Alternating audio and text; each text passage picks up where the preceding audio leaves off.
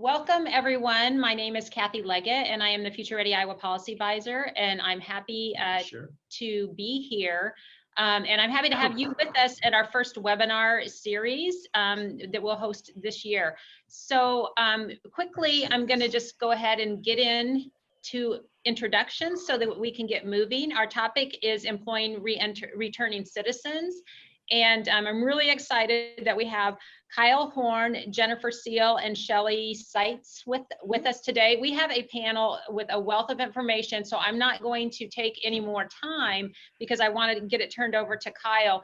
Just FYI, Kyle is the founder and director of America's Job Honor Awards, which if you are not familiar with it, please go check out the website and Google it because it is incredible. He's going to give us a larger overview and talk about some of the concerns that employers have about hiring citizens, and then we'll go from there. So Kyle, take it away. All right, thank you so much, Kathy, and a real pleasure to be here. And I just really appreciate Iowa Workforce Development's emphasis on hiring returning citizens. It couldn't be more appropriate given the current workforce climate. And it's a pleasure to be able to address this issue. And so let's begin right away with talking about some of the landscape right now with regard to unemployment. It's very easy for these numbers to become rather theoretical, but let's look at it in numeric terms using the analogy of the Jack Trice Stadium up at ISU. Currently, we have 2.6% of Iowans that are counted among the unemployed. And that equates to 46,200 individuals who are unemployed.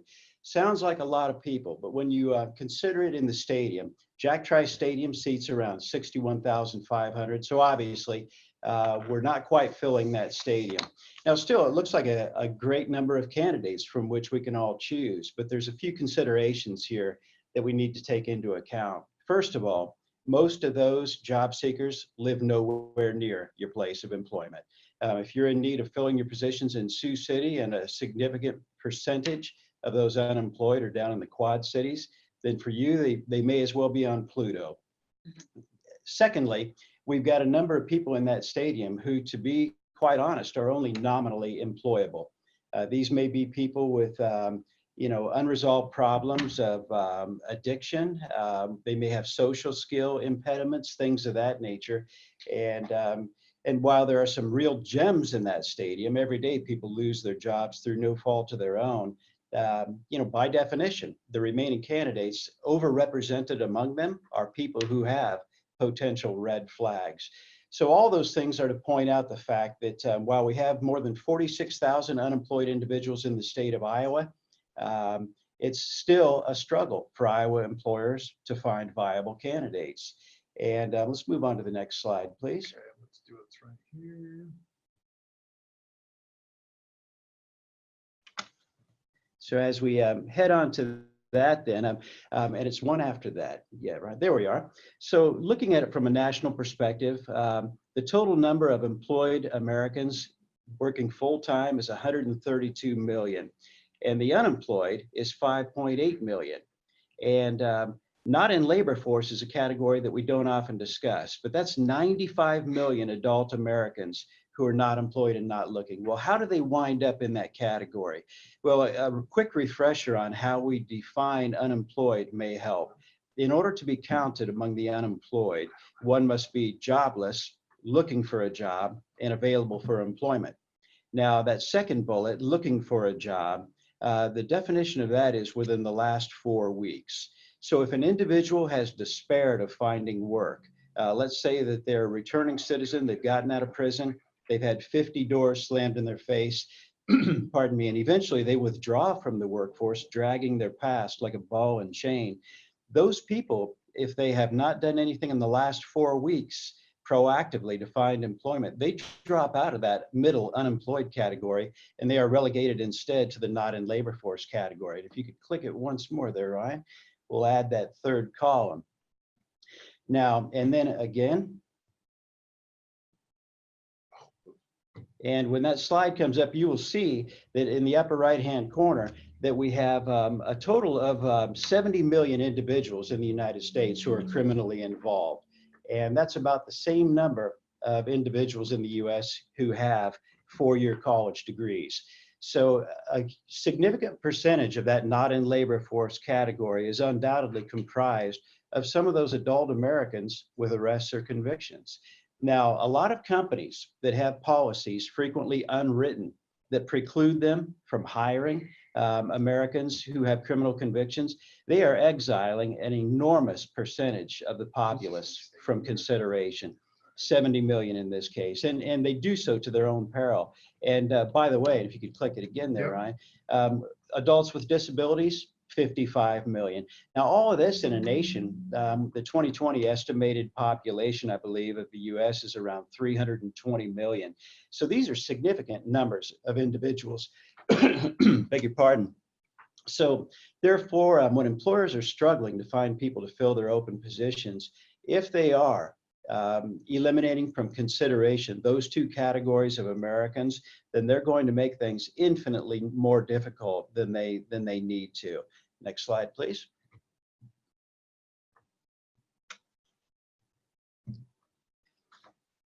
So as we talk about the untapped workforce, obviously, two of those categories we already alluded to comprise that untapped workforce. We have returning citizens, the formerly incarcerated, and once more, please. Yep. And we have people with disabilities.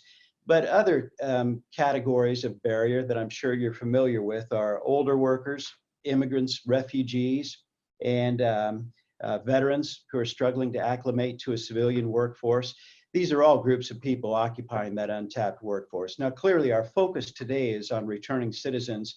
And as you can see, that is likely the largest percentage of those who occupy Iowa's great untapped workforce. Next slide, please. Well, the question arises, why hire these overcomers? Because in point of fact, anybody who's in that category obviously has broken the law. And therefore, you know, I would have to acknowledge that having been a hiring manager for much of my life, I subscribe to what I call the hiring manager's axiom, which is the best predictor of future behavior is past behavior. That's true whether we like it or not. So obviously, it's perfectly reasonable for employers to give pause when considering an individual who has criminal convictions in their background. And because of course, there's always a greater likelihood that those sorts of behaviors will present again in the future than for someone who's never been convicted. So is there increased risk in hiring those individuals? Yes, there is.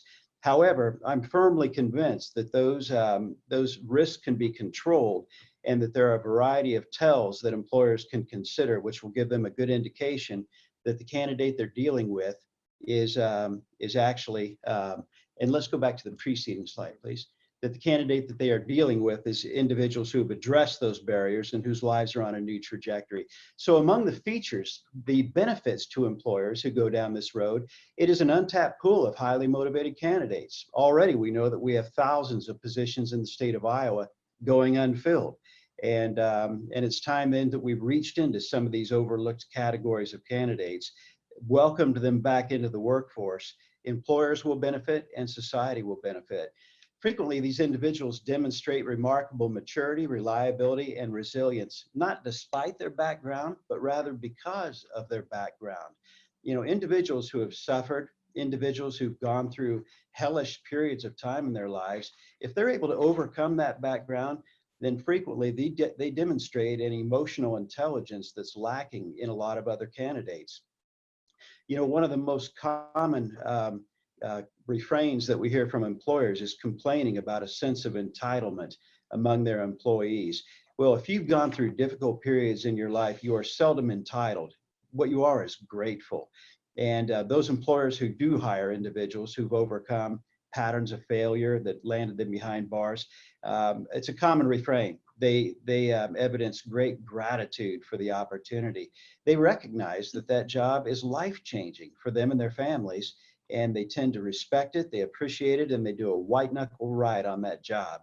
So often we find that retention is dramatically improved as well. And a third category, consumers want to do business with socially responsible companies that look like the community. And this is increasingly something that businesses are looking at, particularly if you're in an industry like so many that's becoming commoditized, where it's increasingly difficult to separate yourself from the competition, one way of doing that is to seize the high moral ground. Be seen as that company with a heart, that company that cares about people, that wants to give people a second chance, that wants to help them turn their lives around and become financially self-sufficient. And a perfect way of doing that is by hiring them. And increasingly, you can't survey young consumers, millennials, Gen Xers, Gen Z, without seeing that in very large numbers, they prefer to do business with companies that give evidence of social responsibility. And in fact, one poll reveals that more than 85% say that they would leave their current service provider in order to do business with a company that supports a cause that's meaningful to them. And similarly, in very large numbers, they want to work for those companies. So there's a market building approach, and there's also a talent attraction piece to going down this road. So really, it's a win-win from a wide variety of factors. But at bottom, the best reason to go down this road is because you'll find some outstanding workers from these untapped pools. Next slide, please. Well, some of the common employer concerns that are often cited about hiring individuals who have criminal backgrounds. And by the way, I would characterize each one of these as absolutely legitimate, and they must be looked at. And for a hiring manager who's doing their job, they have to consider these things. Well, just to quickly run down a laundry list: poor job performance from the new hire, damage to the organization's reputation, negative impact on the morale of the incumbent employees, potential liability for negligent hiring, potential non-compliance with licensing requirements, and potential non-compliance with business liability insurance policy requirements. I sometimes characterize these as a grab bag of nebulous concerns, and no one has really clearly defined them. No one has measured them. So the upshot of it is just this boogeyman approach where they think that, man, it's a third rail, don't touch it or you will die. So what I encourage people to do is let's drag these concerns out of the basement and into the burning daylight and just have a look at them. You know, and I would characterize the first three of those bullets as essentially cultural obstacles. Well, what we have found in our honoree videos, and I'll speak more about how you can view those later, give evidence to this, is that those things simply are not occurring. First of all, as I alluded to, frequently employers are discovering that these are among the best performers that they have. And it's because they recognize that it's a terrific opportunity in their lives and they're going to make it count. And also what we often hear is that they are raising morale organization-wide, because suddenly you have an individual in that workforce who's working the job like they love it, like they appreciate it. So they show up, they have good attendance and punctuality. They tend to evidence a good work ethic, great productivity, and other people around them see that and they recognize, wow, so apparently that's how someone works when they appreciate their job. And that tends to have a tendency to raise the bar organization-wide. And also, let's face it, we're Americans. We love come from behind stories, and people tend to rally around those individuals. They champion them. They love it that they're turning their lives around. And it often contributes to more of a family feel in the workplace. And that, by the way, is also true of the companies that are bringing on board Iowans with disabilities. Damage to the organization's reputation, haven't really seen that come true either. And I'll be happy to acknowledge that, you know, this largely depends upon the nature of the work. You know, obviously, if you're, you know, a retirement home, you probably don't want to have the reputation of having violent offenders tucking grandma into bed, you know.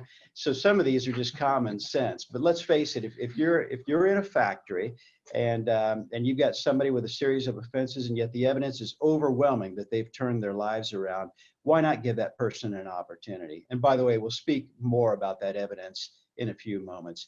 Negative impact on the morale of incumbent employees. Again, we've not seen it, except in rare circumstances. You know, I've been in workplaces, as have all of us, where often there are people who are notoriously negative.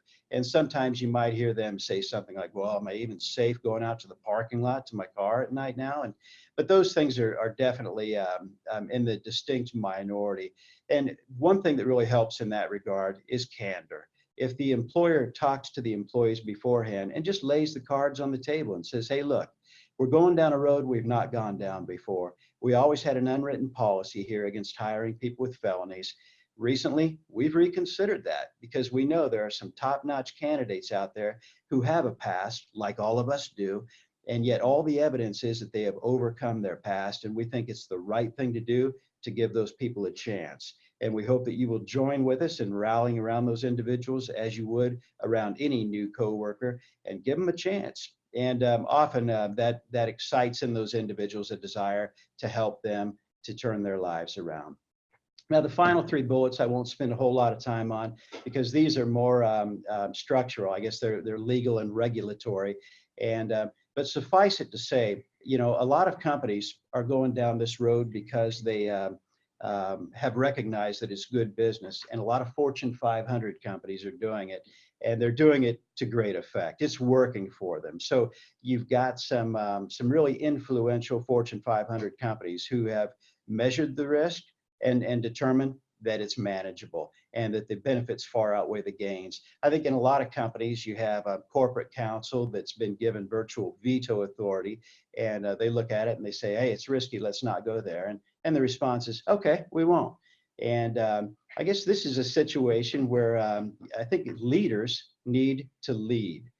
Leaders need to take a moral stand and determine, you know what, sure, there might be some increased risk associated with this, but every day we open our doors, we're facing risk. We make a decision on whether that risk is tenable, whether it's worthwhile, and whether the benefits outweigh the potential liabilities. Well, this is one such avenue, and it's been dramatically proven.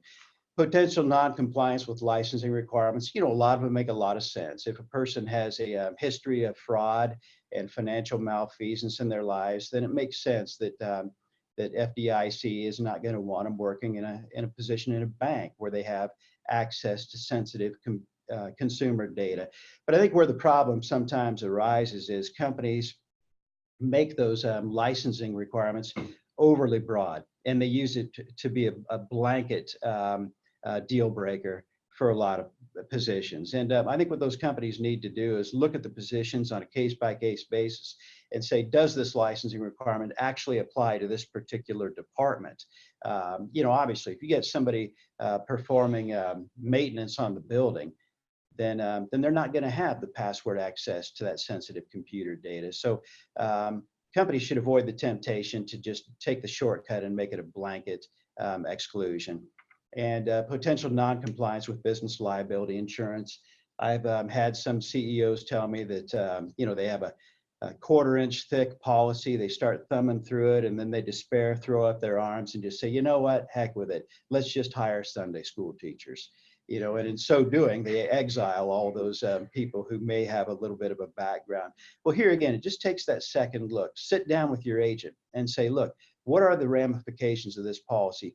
Would we have any difficulty putting someone in a certain position? Would that be non-compliant with our requirements under our insurance policy? All it requires is a little bit of effort. Next slide, please.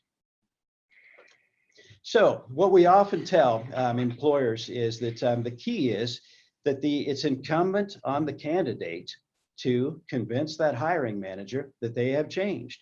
And by the way, I've spoken in every prison in Iowa, and I always show this slide to the prisoners as well.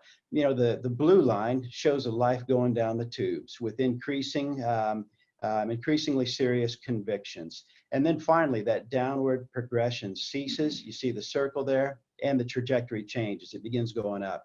Well, that inflection point is the transformation story of that inmate. And let's face it, some people coming out of prison don't have a transformation story because they have not changed.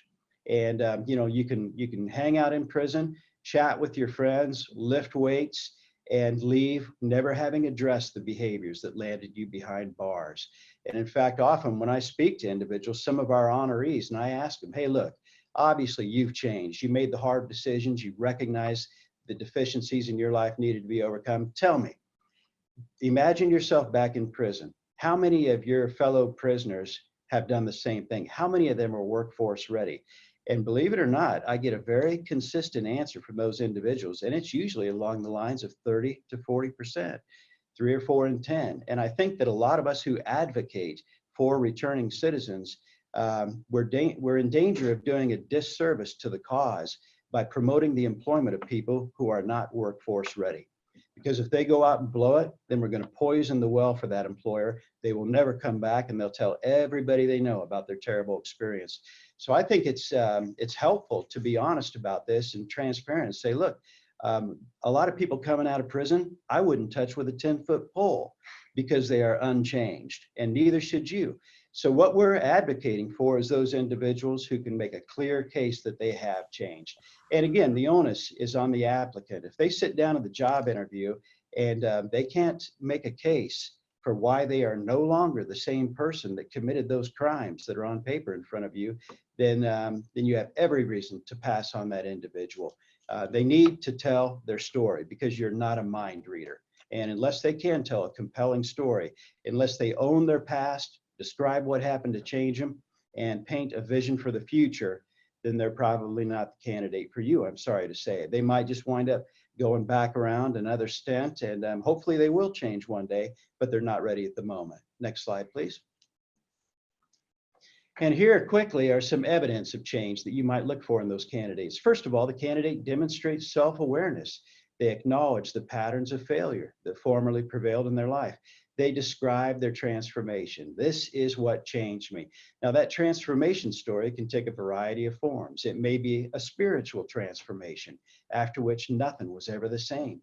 It may be that they completed a 12-step program and learned to deal with their addictions. And it may be that they did that and went to therapy and learned how to deal with some of the pain of a traumatic childhood, things of that nature. And of course, they often will augment that by pursuing more education, get involved in the apprenticeship program, get their GED. So they should be able to point to something in that circle and say, this is what changed me. And I've sat across the table from a lot of people through the years who presented their story to me. And it was just an endless story of various offenses and how they had blown it. And I'll sit there thinking, okay, let's get to the punchline. What happened to change your life? What happened that caused you to stop drinking?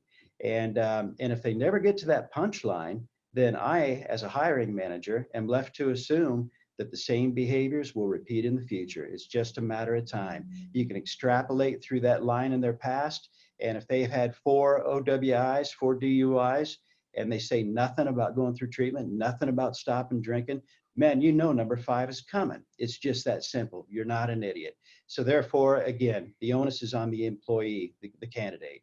And provides evidence of self-improvement in prison. Here we have, the GEDs, the apprenticeship programs, which you'll hear more about later. They present a vision for the future. And then finally, number 5, someone in authority vouches for them. Obviously, some people who've been through the system are masterful manipulators. They can play you like a grand piano. They could even lie to you. Well, it's nice to be able to triangulate with somebody in authority who says, you know what? They went through the apprenticeship program, thousands of hours. They were a leader in the class. Never have I seen an individual more committed to changing their life. If you hear something like that, man, you can take it to the bank. That's somebody who is going to be a real catch for some employer. Next slide, please. So to see some of these stories in action, we encourage you, next click, we encourage you to go to the website, jobhonor.org, and there you can see dozens of stories of individuals who have overcome their employment barriers.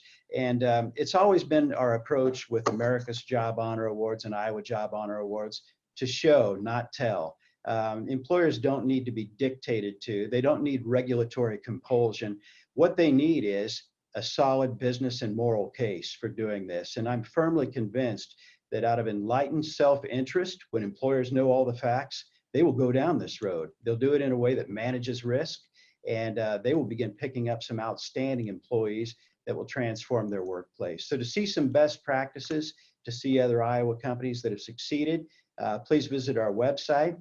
And thank you all for giving your attention to this important matter. It's going to change our society. It's going to change our business community. Kyle, thank you so much. That was fantastic. And so now we're going to move over to our other two guests, and we've got Jennifer Seal, who is the Reentry Workforce Advisor at the Iowa Correctional Institution for Women, and Shelley Seitz, who is the Workforce Program Coordinator for Reentry and our Federal Bonding Program Coordinator at Iowa Workforce Development. So take it away, ladies. Good afternoon, everyone. I wanted to talk to you briefly. Iowa Workforce Development and Iowa Works have a partnership with Department of Corrections. We have workforce advisors that we call reentry advisors. They're located in 4 of Iowa's 9 institutions, and that's the position that Jennifer holds that she'll talk to you about here in a little bit. So we put a lot of work into this partnership and making sure we include the community partners.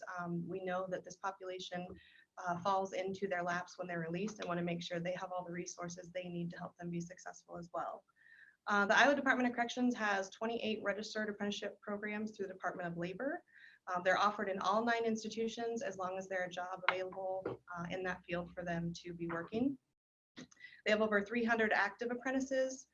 Right now, some of the most popular programs are cook, carpenter, electrician, housekeeper, landscape management technician, metal fabricator, and welder. We also have, they also have 2 new programs they've added. One is the nursing assistant that will be at the Iowa Correctional Institution for Women, and Jennifer can talk to you about that, and also a construction laborer. So that's the 2 newest programs they have. They also have community college partners that offer vocational training as well as HiSET and literacy programs. They offer a life skills class. There's 5 different partners that make that happen around the state for the community colleges. We'll talk a little bit about hiring returning citizens. Kyle did a really good job of covering the why nots of that. Basically, you heard him talk about the low unemployment rate, and that's consistently what we're hearing from employers is I can't find people to fill my vacant positions. Let's get up a little bit, sorry. So with the low unemployment rate, it's important to, like you said, tap into another pool of workers, and this is where we're seeing some success here with returning citizens. It really can be a win-win. You heard them talk about how and why they're hardworking. It's also a condition of their release. Their parole conditions say that they're going to need to hold some type of employment. So for someone that can't find employment and is on parole in our state, it is a fear that they could be revoked to incarceration if they can't land a job. So it's more of a need for this population as well. That could be compiled with other infractions, basically, that could result in that revocation, and we don't want employment to be that reason. Also, being employed is linked to reducing recidivism. So obviously we know that reducing recidivism will increase public safety. So that's just another, again, win-win for the employer, the community, and the job seeker. Some of the incentives to hire returning citizens, first is the federal tax credit known as WOTC, the Work Opportunity Tax Credit. And it's a federal tax credit that's targeted to 8 different groups with barriers to employment. One of those is ex-offender, which is a felony specific conviction. So if you hire someone that has been convicted of a felony, they will qualify for that tax credit, and it's up to $2,400 per hire. There's no limit on the number of individuals you can hire using that tax credit. Next one is the Iowa income tax deduction, and you can deduct 65% of the wages paid in the first 12 months of employment per employee. There is a max deduction of $20,000. There is a little bit more red tape that goes with that as far as if you're an employer who qualifies or not. But that can also be used in addition to the WOTC, so you can use both of those for the same individual. The federal bonding program, it's a business insurance policy issued to the employer to basically reassure you when hiring someone with a questionable past. It's increments of $5,000 up to $25,000. It's valid for the first 6 months of their employment, and there's no cost. It's not going to cost you as the employer, and it's not going to cost the job seeker. So we have a grant actually right now with the Department of Labor that I'm trying to bond 400 people in the next 4 years.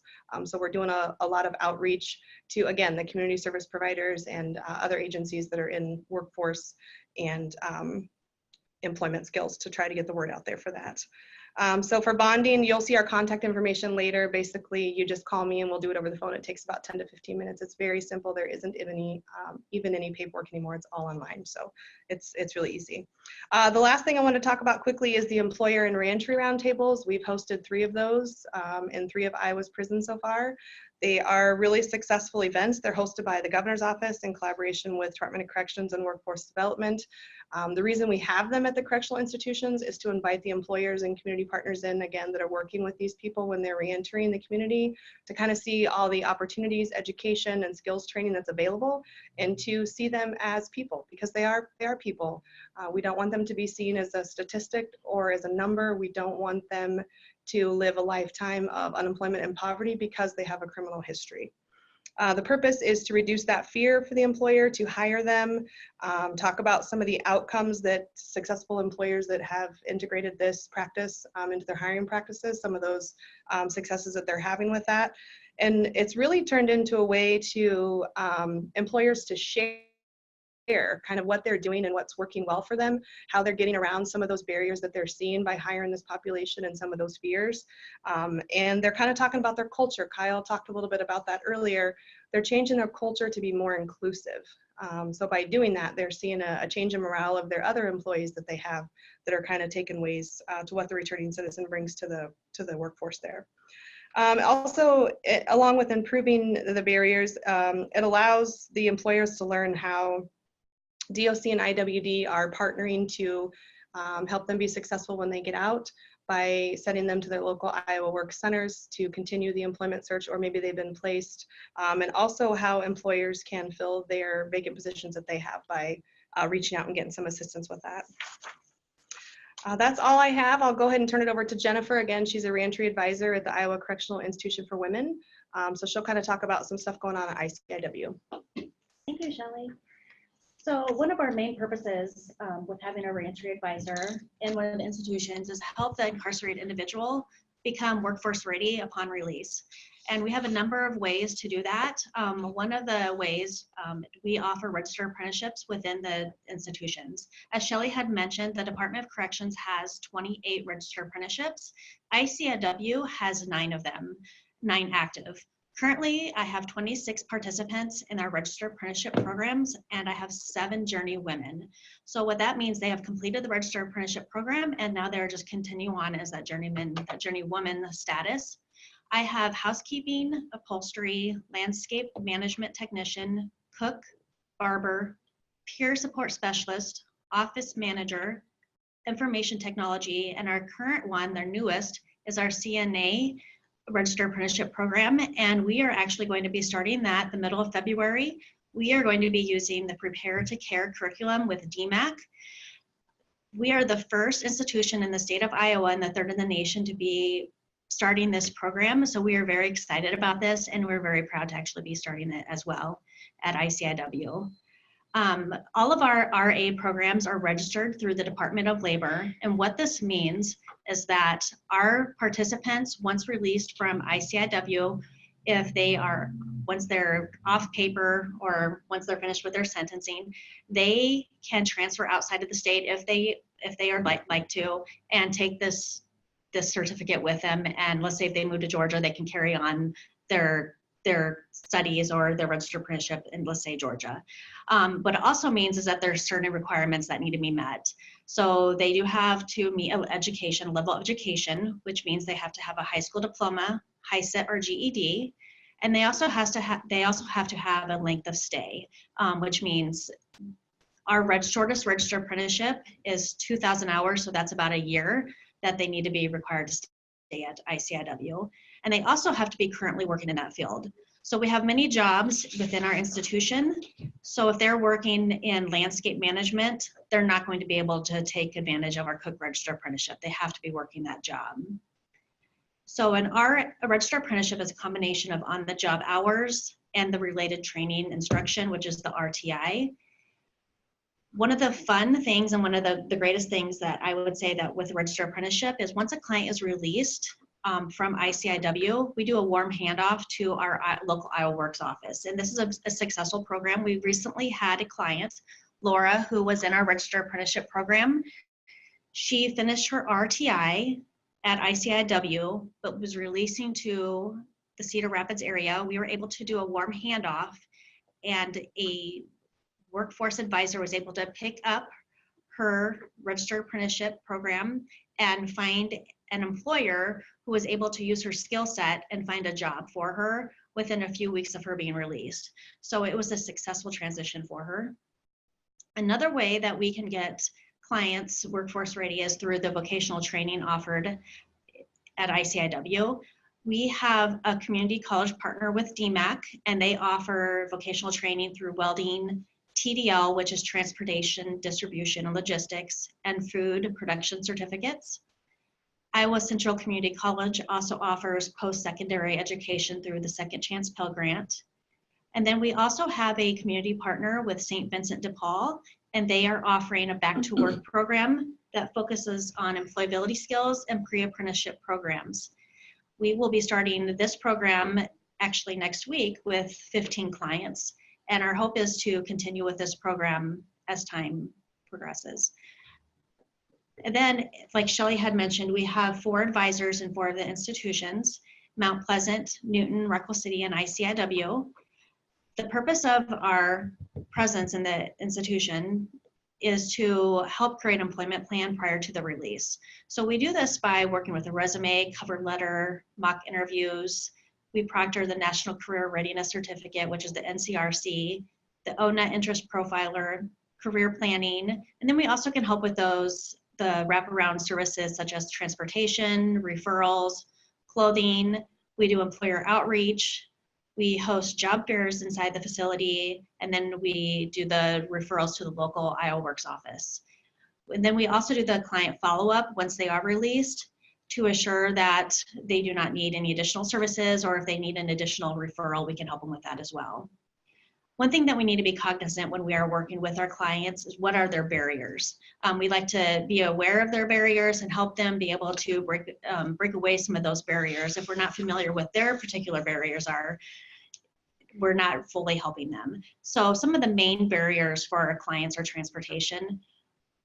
We realize that a lot of them may not have their driver's license, they're from rural areas, so that is one of their biggest transportations. Affordable housing or reliable childcare, stable housing. And I should note, this is not everyone's barrier, and this is not an all-inclusive list of barriers. This is just some of the main barriers that I notice when working with clients. A lot of clients have required appointments with parole officers, treatment providers, DHS, court appointments, and then their financial obligations, which are fines, supervision fees, restitution. And so these are some things to be cognizant of when looking at hiring returning citizens. Am I missing anything, Shelley, that you can think of? That's great. So I think that it's one thing to be aware of, that some of these, if you can make some of the population that we work with, they have a true need for employment. This is like one of the greatest barriers. And for them to be successful, if we can help them find this long-term employment, their success rate for returning and being out in society is going to increase. So Yes. Yeah, so there may be some short-term sacrifices up front, Absolutely. but it's going to be worth it for you in the long end. right. Thank you, Jennifer. Great information. We want to do a quick check-in, see if we have any questions. Now that we've all had a chance to speak, we'll start maybe with the chat and see if there's any that came in that we can answer for you. Or if anyone has a question, just go ahead and unmute and you can ask us your question quick. We got just one message. Mhm. Hello, everyone excited to join for this session. Kyle and our other presenters are rock stars. So Oh, Kudos that's to you nice. guys. Yeah, Awesome. Thank yeah, you. they Thank are. you. Yeah. any other questions? That's none so far typed in, guys. More like that one. More like Yeah. There we go. That's right. There's one. Oh. So here, I'll read it to you guys. How do we obtain the information for the webinar for the welder apprenticeship program? This is Shelley. You'll have my contact information on the slide when we're done. If you can just send me an email, I can get you connected with Dane Salentic. He's the Registered Apprenticeship Coordinator for the Department of Corrections. And then probably get you connected with our workforce advisors, because 2 of the 4 locations where they're at, they do have men that are in welder apprenticeships that may be released soon that are going to be looking for work. So I'd like to connect you with all of those people. Good question. That was from Jill. Thank you, Jill. This one's from Geyer. Hi there. Are there any success stories within state government employment opportunities of helping with returning citizens? Have state departments embraced these goals yet? So that's a good question. I'll jump on camera and take that one. This is Ryan West. I'm the one that was screwing up the webinar in the beginning. Hi, everybody. That's a great question. That's something we're really pushing for. To my knowledge, we don't have any of those yet. That doesn't mean that people have not got hired through the state and have not had something in their background. But that's something we're really pushing for this year with the Department of Administrative Services to get them to open it up. It's one thing for us to go out and try to push this on the employers and say, you guys need to really look at returning citizens if we're not doing that as well. So it's a two-way street. So that's my best answer, other than we're working on that with, and I brought that to our director, Beth Townsend, and I know she's very receptive to that as well. So more to come on that one. So the next question was, I think this one's from just a name on their system, so I don't want to call it out. The Tanir, can you share any employers who have taken advantage of these programs? Yeah, again, if you just want to contact me, it seems to be by industry that we're having more luck in one area versus another. We're having a lot of traction with construction, retail, community type roles or call centers.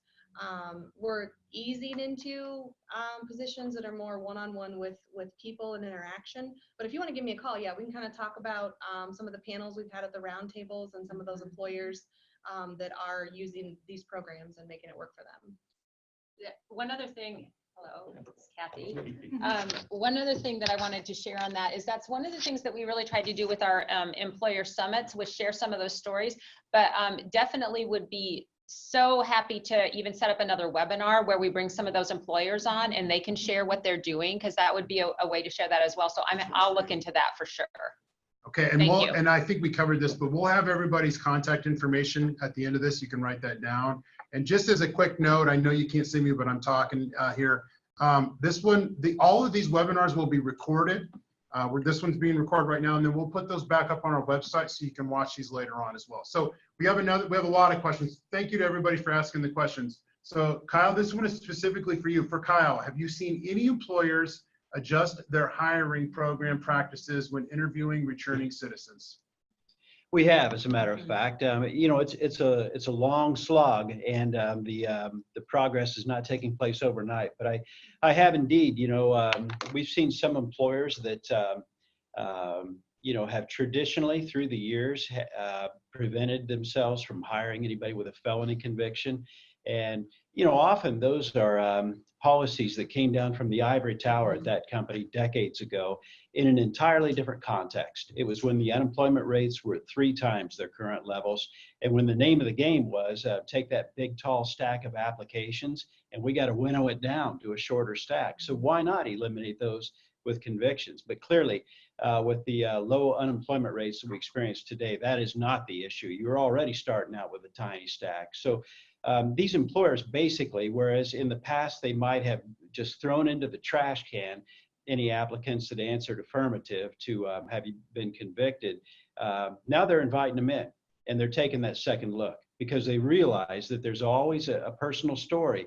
And in some cases they realize, man, this person, obviously they showed some faulty judgment, but it's something that, man, any of us could have done, you know, and so they give themselves an opportunity to recognize that person as an individual before they make the decision, before they reject them solely on the basis of a check in a box. And those companies are hiring many of those individuals because they realize this person's a real gem, and they're benefiting from it, and it's transformed their policy, transformed their approach.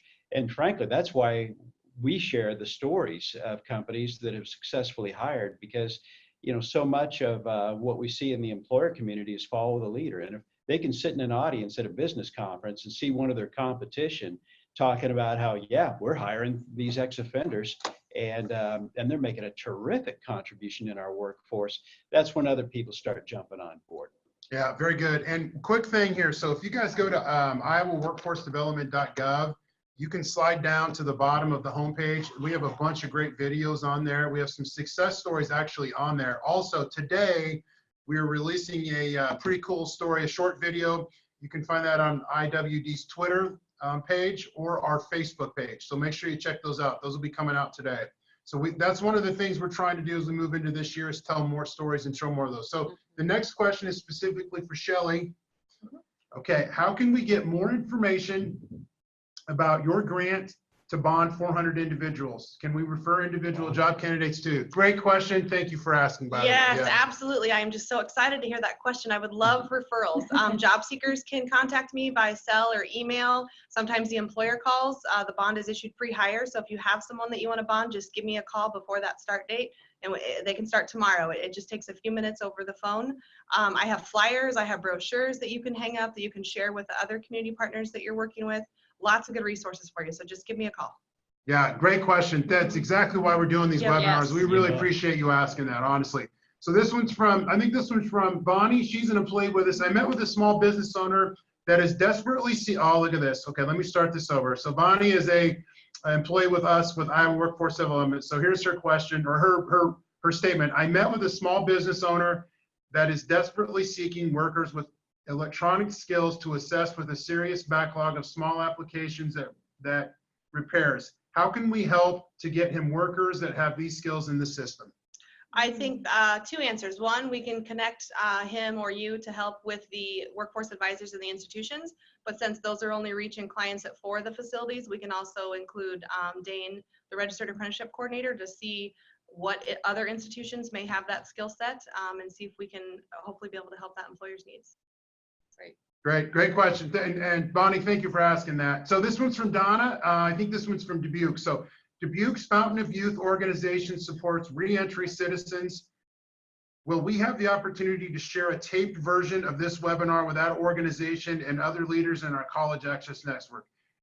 Yes, yes, yes, yes, and yes. That would be fantastic. And please do. And please do. Yeah. And if you have any issues getting it, email me at ryan.west@iwd.iowa.gov, and you can find that on our website too. But we would love to share that with you, Donna. Great question. Thank you for asking that. So that, I'm so excited we got questions. I know. That's Yes. pretty awesome. Yay. Thank for asking you. questions, Thanks, guys. everybody. Yeah, so that's kind of ends it for the questions. Kathy, do you have anything else you want to kind of close out on? You know, I just wanted to thank our presenters here for sure. And every time I hear this, I'm really inspired. And thank you for listening. We do have a couple next steps, and we're going to throw those up, and then let's throw up the contact information of our speakers for a few minutes, so that you can get that if you need to. Also know that you can reach me through the Future Ready Iowa website. Contact us if there's anything that we can do to share more information, to, you know, I'd love to just even put together some of the question and answers and get that out to you, which I can work on. But this is exactly what we want. So I want to thank you. And actually, Shelley, you had a couple of next steps that you were gonna, Yep. There's a couple up here. We talked about that career fair going on at the Iowa Correctional Institution for Women. That's going to be in April. So all you have to do is send Jennifer Seal an email to get registered for that event. We're hoping to get 20 to 30 employers in there that are what we would call second chance friendly, that are willing to come in and meet the women and see the skill set they have. Also, again, connect to your local Iowa Works office to learn about the local reentry initiatives. Some of the offices do, I mean, they all do, but some with location by location, Des Moines is a big one, are really good about collaborating with those community partners and getting other events coming up for reentry. So there's probably some more things going on in your community that you may not know about. Also, again, they can connect you to those job seekers. Also, challenge employers to provide opportunities to returning citizens by hiring them, and also take advantage of those incentives that we talked about, the bonding program, the tax credits, giving them an opportunity to kind of influence for the better the culture of your workforce. Attend one of those employer and reentry roundtables. Again, it's a great event. We had over 80 people show up at the Anamosa one that we had this week, and it was just brilliance in one room with everybody networking and brainstorming together. And then United Way of Central Iowa, they have reentry simulations that they offer. They love to have employers come out and go through that, because it really gives you a chance to be a returning citizen in a simulation, and you have to navigate through the first 4 weeks post-release. So it's an opportunity to kind of see firsthand what the barriers are, what the rules are, how difficult it is to navigate the system. So we again thank everyone for attending. Please do share what you learned learned today with other employers, job seekers, providers, anyone. We want to get the word out there that we have a lot of knowledge here and a lot of resources for returning citizens to become employed. Yes. There's our contact information. If you should need any of us, again, we're all very open to emails or phone calls. Any way we can connect you or give you more resources, brochures, flyers, anything that you need when it comes to this topic. If one of the three of us can't figure it out, we will find you someone who can. Yeah. Don't let, if you have a question in your head or you're wondering something, don't let that stop you. Reach out, because there is somebody who will help you. So know that that's available. And again, I don't have anything else. I want to say thanks again. Thanks to everybody out there. Have a good weekend. We hope we connect with you again soon.